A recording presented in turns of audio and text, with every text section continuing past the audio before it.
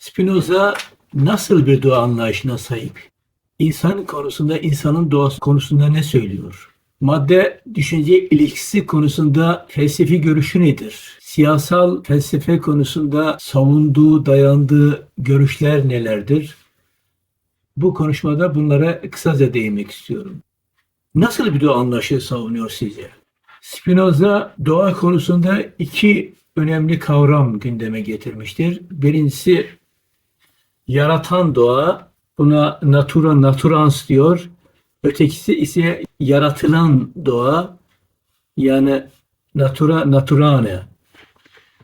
Tabii ben bunları kendi bakış açımdan yorumlamaya çalışacağım.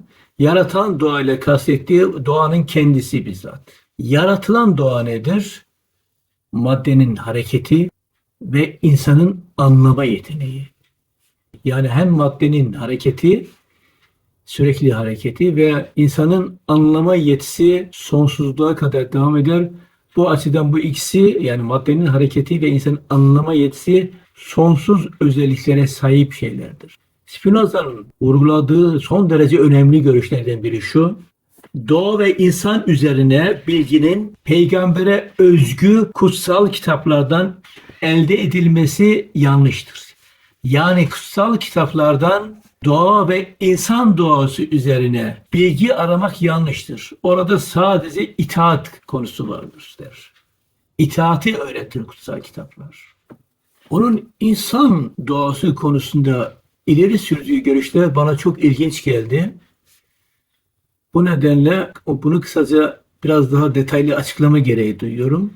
Şunu diyor: insanın en önemli özelliği arzu ve isteğin duyması. Bir şeyi arzu etmesi, istemesidir. Ona göre arzu insanlığın açısından ontolojik bir kategoridir. Peki arzu ne demektir? İnsanın kendi varlığını sürdürmesi için sarf ettiği çabaya arzu diyor. Yani insan kendi varlığını koruyabilmesi için sürekli bir çaba gösterir. Bu çaba arzu olarak adlandırılabilir. Peki arzu somut olarak neyi ister? Yani ne için çaba gösterir arzu? Yunan düşünürlerinden etkilenmiş olarak, Aristoteles ve Platon'dan da etkilenmiş olarak, o da şunu söyler: insan iyi olanı ister birinci olarak, ikinci olarak yararlı olanı ister, üçüncü olarak da insan güçlü olmayı ister diyor. Peki iyi olan nedir? Ona göre insanı özgür ve mutlu yapan şey. Yararlı olan nedir? İnsanın özgür ve mutlu olmasına katkı sağlayan şeyler yarardır. İnsanın güçlü olması ne demek? Doğayı anlamak, doğa üzerinde belirli bir bilgi sahibine ulaşmak ve tabi burada doğa üzerindeki bilgide hem duyumların hem de aklın birliğine ihtiyaç var. Yani hem duyum yoluyla hem de akıl yoluyla doğayı anlayarak güçlü varlıklar haline gelebiliriz. Tabi bu arzu onun için bireysel ve bencil olan bir şeydir diyor. Çünkü her insan kendisi için en iyi şeyi ister, kendisi için en yararlı şeyi ister ve kendisi güçlü olmak ister. Ancak diyor, insan yalnız başına ihtiyaç duyduğu maddeleri, temel ihtiyaç maddelerini kendisi yalnız başına karşılayamaz. Yani bir insan hem marangoz, hem kasap, hem bilgisayarcı olamaz. Demek ki insanların birbirine ihtiyaçları var. Yani insan yaşamak için diğer insanlara muhtaçtır. Muhtaç olmak ortak yaşamın temel koşuludur. Yani bunlar olmadan ortak bir yaşam mümkün değil. Fakat diyor işte, arzular öylesine bireyseldir ki arzu tek başına kılavuzluk ederse ortak yaşam mümkün olmaz. Çünkü insanların arzuları insanları hep farklı yönlere, tikel yönlere doğru çekerler. Dolayısıyla ortak yaşamın mümkün olabilmesi için arzuların sınırlanması ve frenlenmesi gerek. Arzuların kılavuzluğu, rehberliği ortak yaşamı mümkün kılmaz. ortak yaşam için aklın rehberliğine ihtiyaç var. İşte insanın hem bencil hem de diğer insanlara ihtiyaç duymasından dolayı bu iki görüşten hareket ederek Spinoza kendi felsefi politik görüşlerini geliştirmektedir. Ve sorduğu önemli sorulardan biri şu, daha sonradan her zaman Hegel'in de sorduğu gibi, birbirlerine ihtiyaçı olan insanlar arasında uyum ve birlik nasıl sağlanabilir? Yani bireylerin çıkarlarıyla toplumun genel çıkarı birbirine ters düşmeden nasıl mümkün olabilir? Yani burada sorun şu, en iyi, yani topluluk için en iyi olanı ve ortak gücü istemek gerekir. Peki ortak iyi, ortak yarar, ortak güç nasıl mümkün olabilir? Ve bu ortak iyiye, yarara, ortak güce nasıl ulaşılabilir?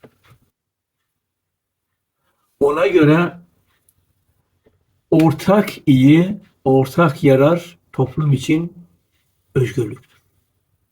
Özgürlük, güven ve barış. Dolayısıyla özgürlük onun felsefesinin en önemli kategorilerinden biridir. Ve bireyle toplum arasındaki ilişkiyi, toplumun ahenkli birliğini kurabilecek şey özgürlüktür. Onun felsefi anlayışı konusunda da bir iki şey söylemek istiyorum. Çok fazla detaya girmeden. Bilindiği gibi Spinoza ilk etapta Descartes felsefesinin eksikliğini bir başka deyişle Descartes felsefesinin dualizmini aşmaya çalışmıştır. Çünkü Descartes felsefesinin önemli eksikliği madde ve düşüncenin iki ayrı töz olduğunu vurgulaması ve bu ikisi arasındaki ilişkiyi açıklayamayışıydı. En önemli eksiklik.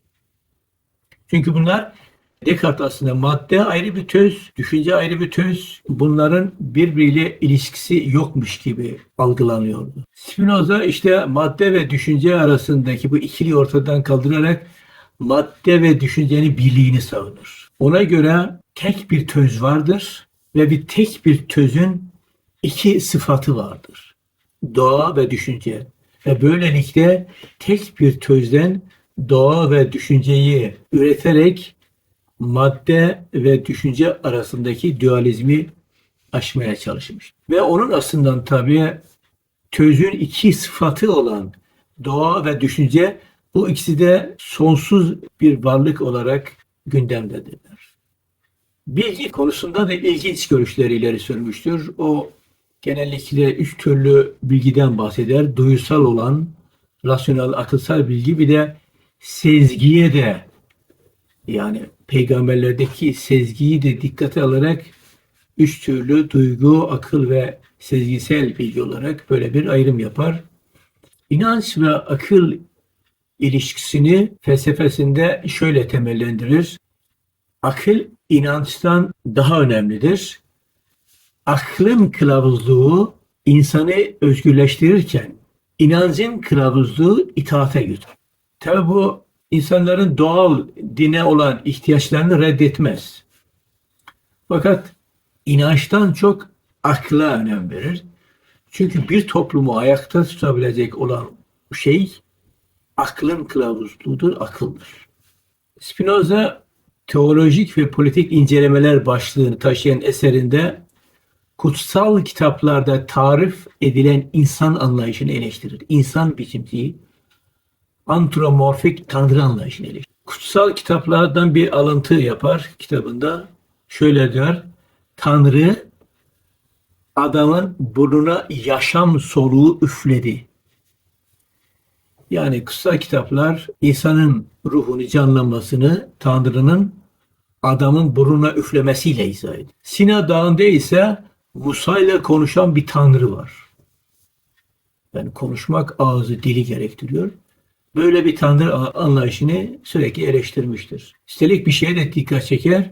Nedense diyor bu Tanrı Musa ile konuşmuştur ama İsa ile konuşmayı tercih etmemiştir. Bu şekilde Yahudilik ile Hristiyanlık arasında bir ayrım yapar. Daha doğrusu Musa ile İsa arasında bir ayrım yapar. Ve İsa'yı biraz daha koruyan bir bakış açısına sahiptir. Bazı yazarlar onun İsa'yı daha insancıl bulmasını Spinoza'nın Protestan teologlarla ilişkisine dayandırmaktadır. Kutsal kitaplardaki şu şeyi de eleştirir. Yani kutsal kitaplar gökyüzünü Tanrı'nın evi olarak değerlendirirler. Spinoza bu tür Tanrı anlayışlarını eleştirmiştir. Çünkü o doğayla Tanrı'yı özdeşleştirmiştir. Siyaset felsefesi konusunda da son derece önemli görüşler ileri sürmüştür Spinoza. O bilindiği gibi monarşi, aristokrasi ve demokrasi üzerine görüşlerini ifade etmiştir. Tıpkı Aristoteles gibi daha çok demokrasiden yana bir tavır alır pozisyondadır. Siyaset felsefesine iki temel düşünceyi inceler. Bunlar ahlak ve özgürlük konusudur. Yani ahlakı dinsel çerçeve içerisinde değil de siyasal felsefe içerisinde ele alır. Siyaset felsefesi konusu iki stratejiye dayanıyor. Birincisi duyuları yönetme, ikincisi de aklın kılavuzluğu. Yani buradaki amaç duyuları insancıl yapmak, insanı kıskanç, nefret duygularından arındırmaya yöneliktir. Yani insanı diğer insanlara karşı yönelten, yabancılaştıran şeylerden uzaklaşması gerektiğini savunur. O iki temel duygu olduğunu söyler. Keder ve sevinç. Sevinci artırmak için elinden gelenin yapılması gerektiğini söyler ve kederi azaltmak gerekiyor. Dolayısıyla şöyle bir görüşü de ifade eder. Genellikle egemen sınıflar insanları kederli yapmaya çalışırlar. Çünkü kederli insan pasif bir konuma gelir. Kederiyle uğraşmak zorunda kalır. Oysa sevinç insanın yaratıcılığının, coşkusunun zemini olarak daha önemli işleri başarmak için önemli bir atılım sağlar. Aklın kılavuzluğunu demin de insanın arzusunu dile getirirken ifade etmiştik. Yani iyi olanı, yararlı olanı ve güçlü olanı istemek aklın kılavuzluğuyla mümkündür diyor. Ve burada tabii şunu savunuyor. Çoğunluk için iyi olan nedir? Çoğunluk için iyi olan özgürlük. Çoğunluk için yararlı olan nedir? Çoğunluk için yararlı olan güven ve barıştır. Ama diyor, bu barış köleliğe alıştırılmış insanların hantallığından kaynaklanan bir barış değil. Toplumsal sorunları çözen toplulukların barışıdır. Yani iki türlü barış olabilir diyor. Bir hantallıktan boyun eğersin bir barıştır. Ötekisi de toplumsal sorunları çoğunluğun lehine çözmek için bir barış ararsın. Ortak güç nedir? Bir oraya gelip politik güç oluşturabilmek.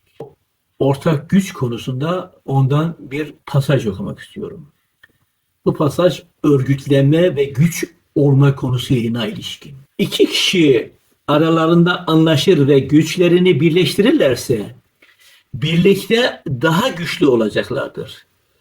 Ve güçlerini birleştiren insanlar ne kadar çoğalırsa hakları da o ölçüde artacaktır.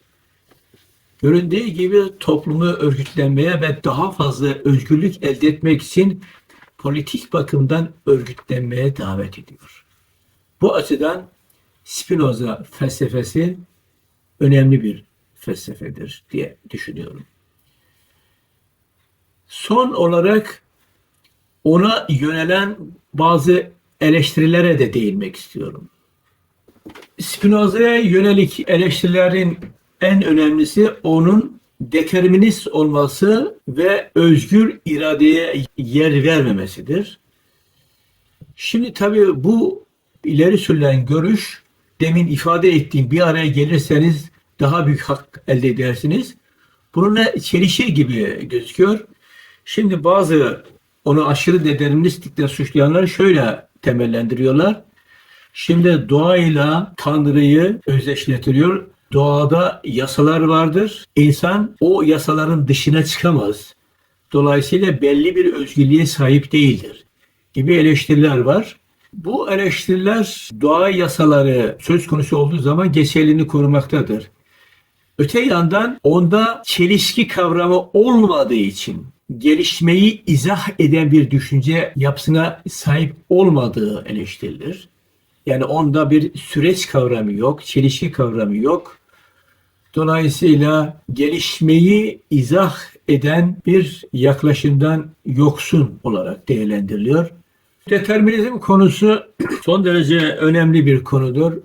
Determinizmle özgürlük arasındaki ilişkiyi kavramak gerçekten önemlidir. Benim açımdan şöyle bir değerlendirme yapmam mümkün. Özgürlük ve determinizm birbirini koşullandırır. Kant'ın ileri sürmüş olduğu bir görüş var. Eğer özgürlük determine olmuş bir koşulu değiştiremiyorsa o özgürlük anlamsız, boş bir özgürlüktür.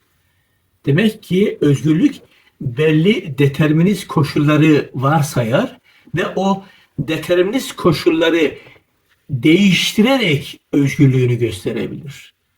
Dolayısıyla benim açımdan özgürlük ve determinizm birbirini dışlayan değil, birbirini koşullayan, varsayan şeylerdir. Özgürlük ancak var olan koşulları aştığı, determinist koşulları aştığı ölçüde anlamlıdır. Yoksa determinist koşullar üzerinde etkili olmayan bir özgürlük nasıl bir özgürlük olabilir? Bugünkü konuşmamı burada sona erdiriyorum. Bir başka konuşmada, bir videoda karşılaşmak umuduyla hoşça kalın, filozofça kalın diyorum. İyi akşamlar.